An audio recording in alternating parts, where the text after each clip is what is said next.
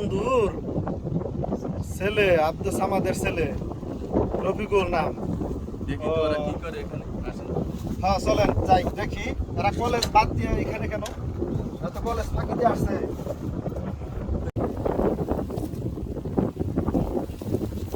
এই ছেলেরা তোমরা এখানে কি করো?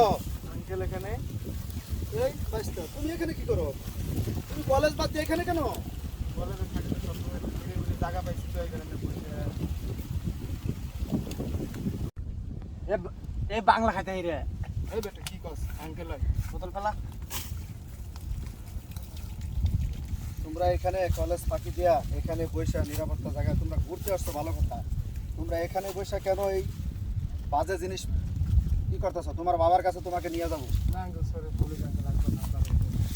তোমার বাবার কাছে নিয়ে যাবো। আঙ্কেল